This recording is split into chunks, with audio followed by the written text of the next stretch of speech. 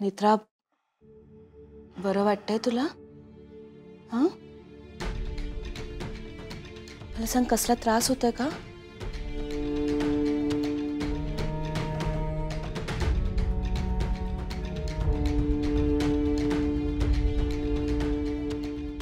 तू तू पडून राहा. तू पडून पडून राहा. सावकाश. सावकाश.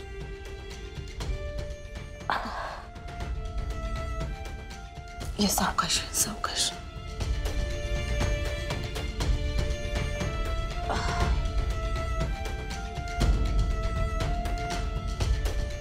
बरं वाटतंय?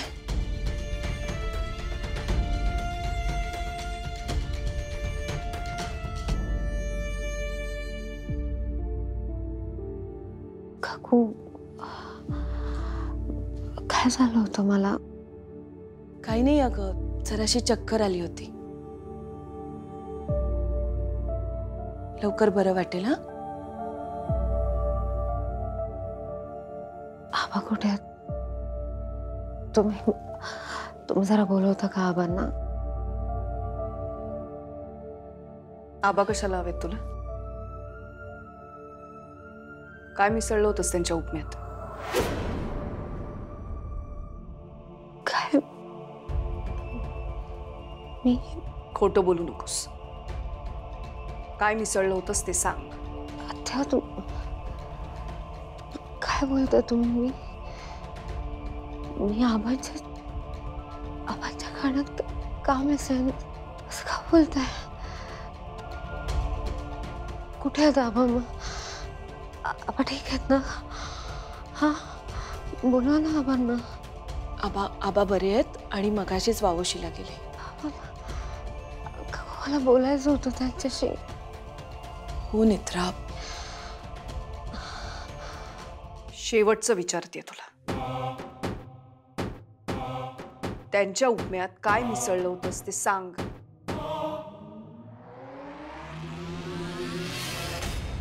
इंद्राणी मॅडम, मला जरा महत्वाचं बोलायचं तुमच्याशी. जरा येता?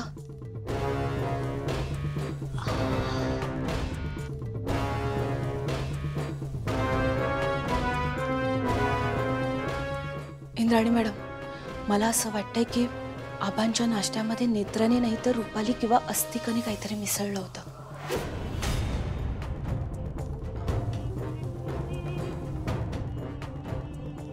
पण असं का वाटतंय तुम्हाला? मी आणि नेत्रा किचनमध्ये होतो.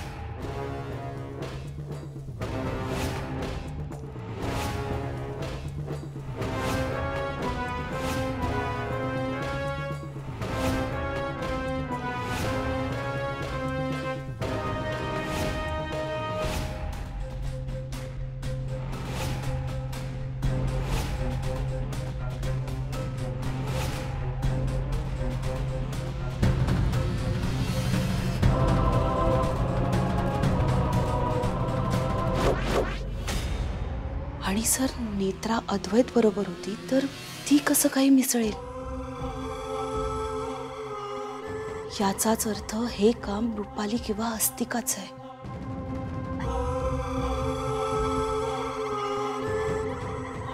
आणि एक सांगू का, मला ना अगदी मनापासून असं वाटतंय की हीच आपली नेत्र आहे.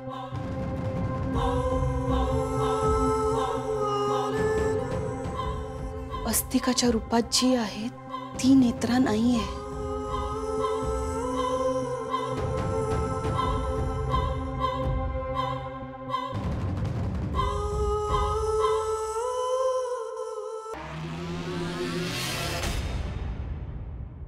उद्या रात्रीच संपवायचंच त्याला.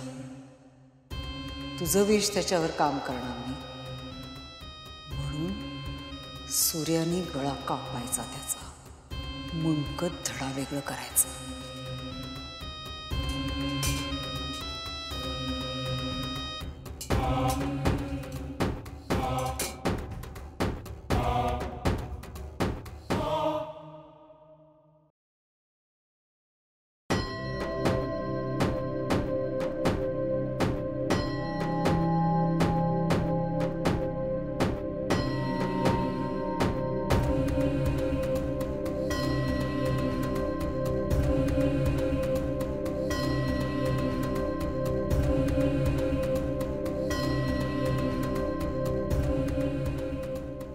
त्याच वेळी नेत्रा तिथे पोहोचेल अशी व्यवस्था करेन मी.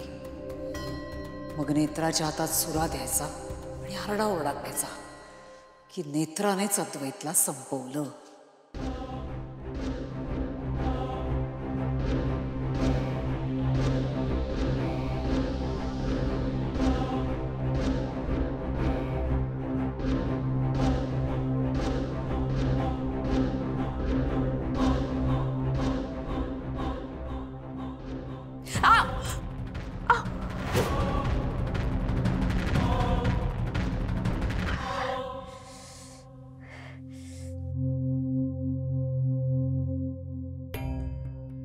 नेत्रा, नेत्रा काय झालं? रक्त. नेत्रा काय करत होतीस तू सुरी घेऊन? हं? रक्त किती येतं? तुझं लक्ष कुठं असतं नेत्रा? रक्त तर हळद दाबावी लागेल. हळद कुठे आहे? नेत्रा हळद कुठे आहे?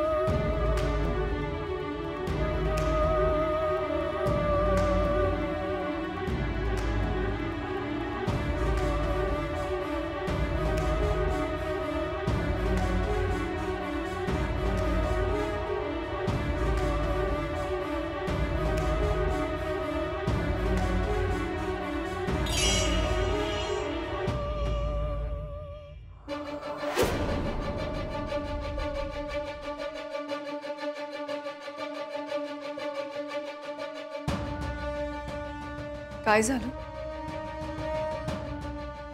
फक्त बोट कापलंयच.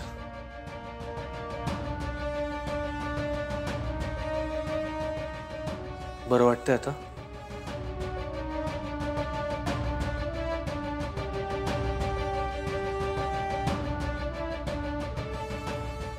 आता खरी नेत्रा कोण हे कळलंच नाही अजून. आणि दोघींपैकी कोणीही नेत्रा असू शकतं.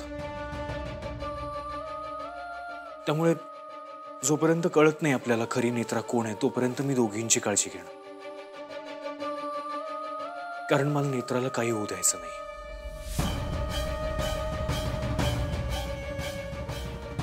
तू पण ही अशी कामं करताना जरा जपून करत जा. जरा येतोस? मला बोलायचंय तुझ्याशी.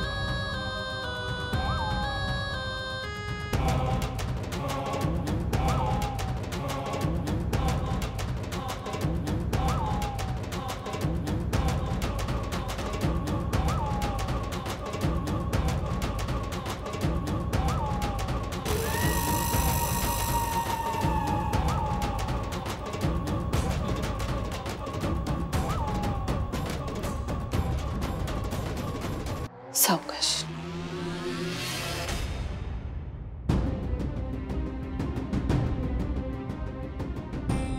बरं वाटतंय ना आता?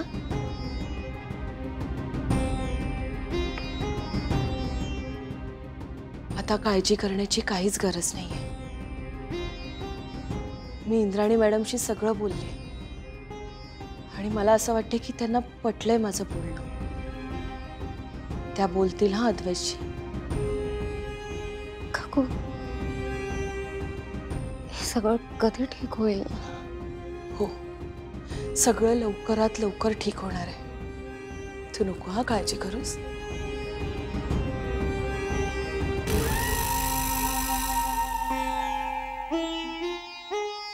झाली तुझी नाटकं करून. पण तुझ्या ह्या नाटकांना कुणीही बळी पडणार नाहीये. जा सांग तुझ्या विरोचकाला जाऊन.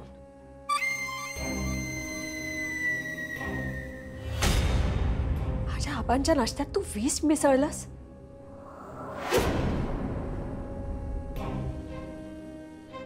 आणि स्वतः खाल्लं तेव्हा स्वतःला काहीच झालं नाही.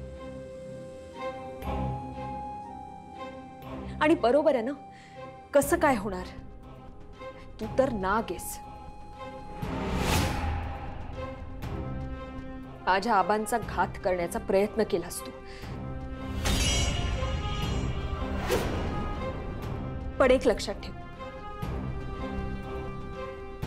मी इथे असताना तू कुणाचंही काहीही वाईट नाही करू शकत.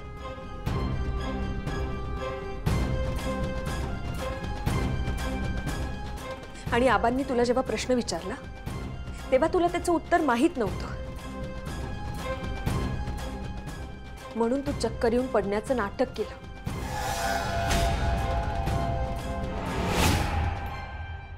कारण तुला असं वाटलं की आम्ही सगळे फसू तुझ्या या प्रयत्नाला. पण असं काहीही झालेलं नाहीये.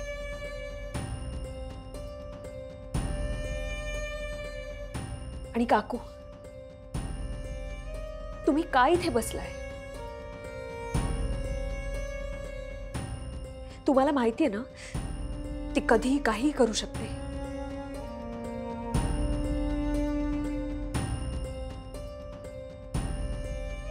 आणि हळूहळू तुम्हाला लक्षात येतंय ना काय घडतंय ते. हो,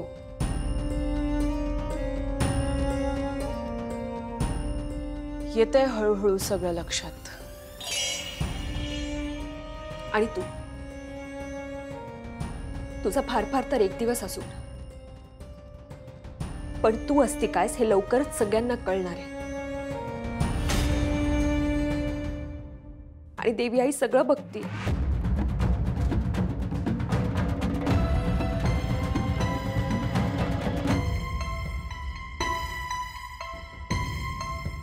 खरंय, देवी आई सगळं बघते.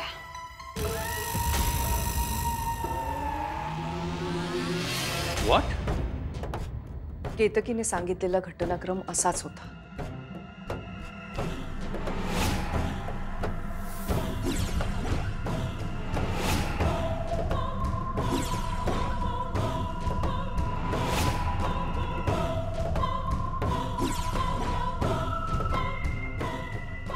हा म्हणजे मी जेव्हा किचनमध्ये गेलो तेव्हा काकू आणि नेत्राच्या रूपातली नेत्रा किचनमध्येच होती आणि अस्तिकाच्या रूपातली नेत्रा आणि ती बाई रुपाली मात्रे सुद्धा किचनमध्येच होती.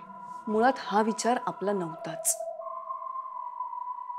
हा विचार अस्तिकाच्या रूपात असलेल्या नेत्राचा होता.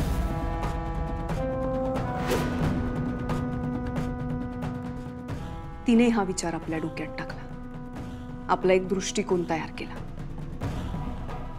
म्हणजे तुम्हाला म्हणायचंय की? मला म्हणायचंय की आपण वेगळा विचार केलाच नाही, आपण आणखी विचार करायला हवा. माझं म्हणणं हे नाहीये की केतकी जे म्हणते ते 100% बरोबर आहे, पण आपण त्याकडे दुर्लक्ष करून चालणार नाही.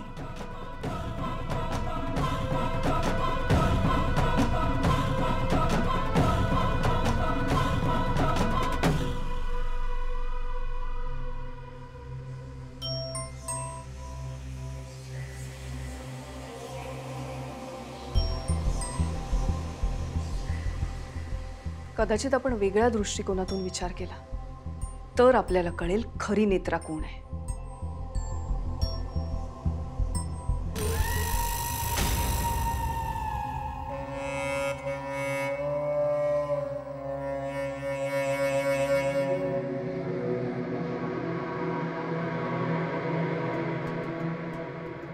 काय झालं?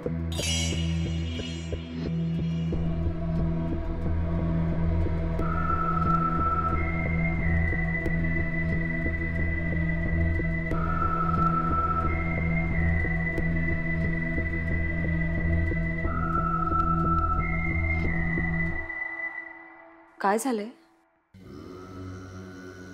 आता आपण बोलूयात नंतर. मी जरा विचार करतो. आत्या, तुम्हाला काही वेगळं नाही जाणवत आहे का? काय? आबा येऊन गेले. अस्तिकाने त्यांच्या खाण्यात काहीतरी मिसळून त्यांना मारण्याचा प्रयत्न केला. तेव्हापासून असं सगळं विचित्र, नकारात्मक असं काहीच जाणवत नाहीये का तुम्हाला? पण तिने खाण्यात काही मिसळलं होतं हे कुठे सिद्ध झालंय अजून?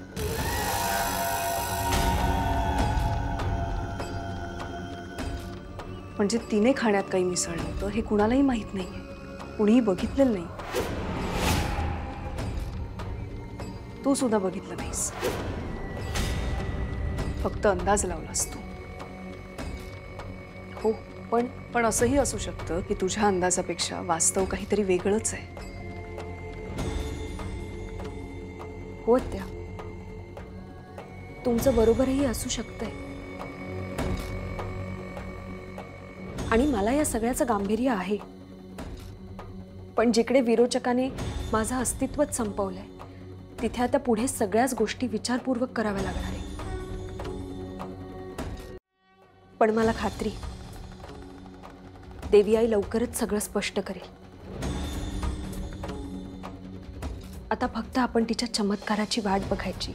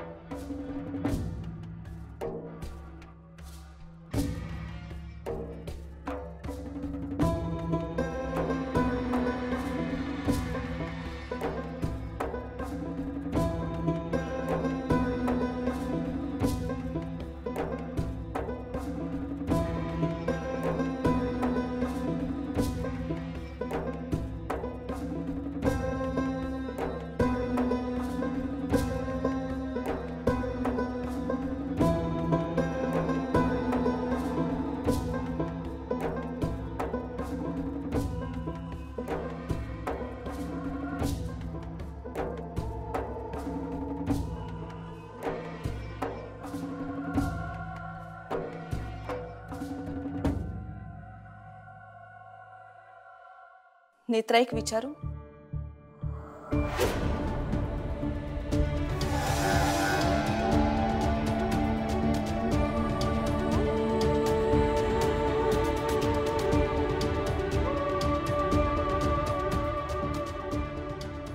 तू देवी आईची भक्त आहेस. तुझी एवढी श्रद्धा आहे देवी आईवर. तुला वरदान आहे देवी आईचं, मग तरी सुद्धा हे सगळं असं का घडतंय? तुझी देवी आई तुला मदत का करत नाहीये? का विरोचक राक्षसाचा विजय होतो? आणि नेत्रा का खऱ्या समोर खोटं जिंकतंय?